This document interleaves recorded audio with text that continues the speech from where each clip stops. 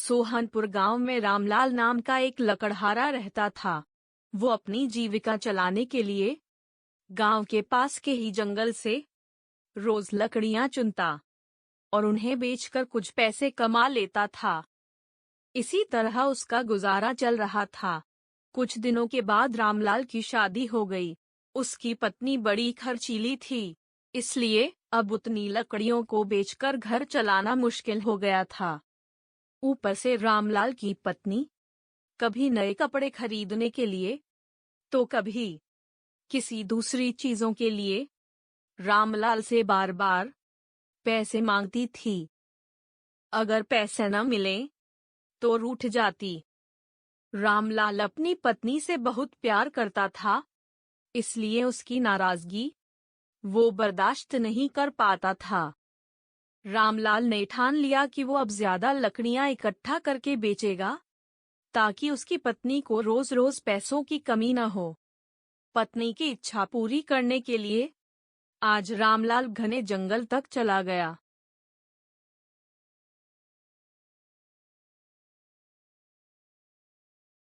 और बहुत सारी लकड़ियां चुनकर बाजार में बेच दीं।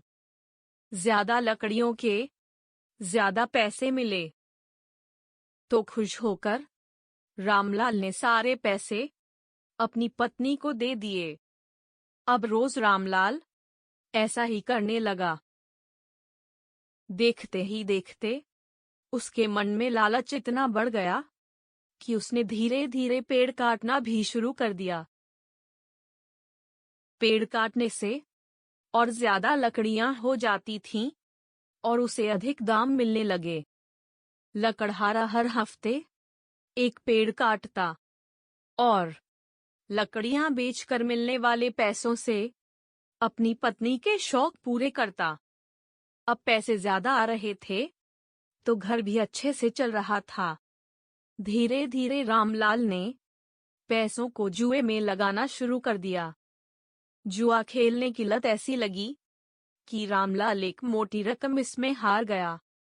अब इस रकम को चुकाने के लिए रामलाल ने एक दो मोटे मोटे पेड़ काटने का फैसला लिया। जैसे ही रामलाल ने जंगल में जाकर अपनी कुल्हाड़ी को एक बड़े से पेड़ पर चलाने की कोशिश की, तो उस पर पेड़ की टहनी ने हमला कर दिया।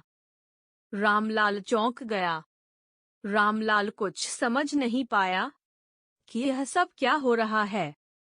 तभी पेड़ से आवाज आई, मूर्ख, तू अपने लालच के चक्कर में मुझे काट रहा है।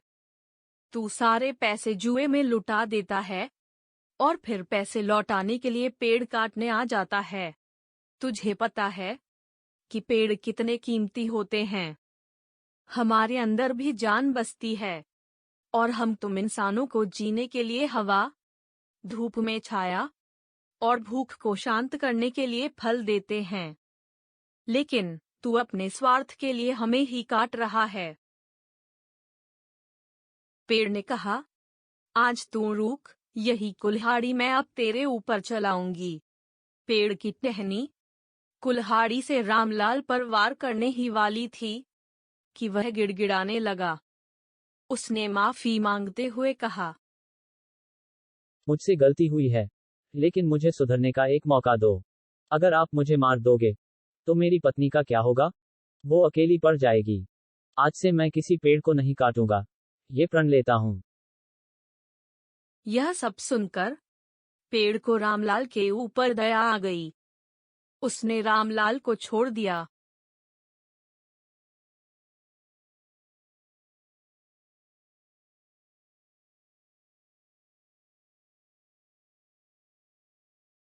छूटते ही रामलाल भागकर अपने घर गया और पैसों के लालच में न आने का संकल्प ले लिया। कहानी से सीख, लालच में आकर पर्यावरण के साथ खिलवाड़ नहीं करना चाहिए। हमें ऑक्सीजन पेड़ से ही मिलती है। इन्हें काटकर हम खुद अपने जीवन में संकट को ला रहे हैं।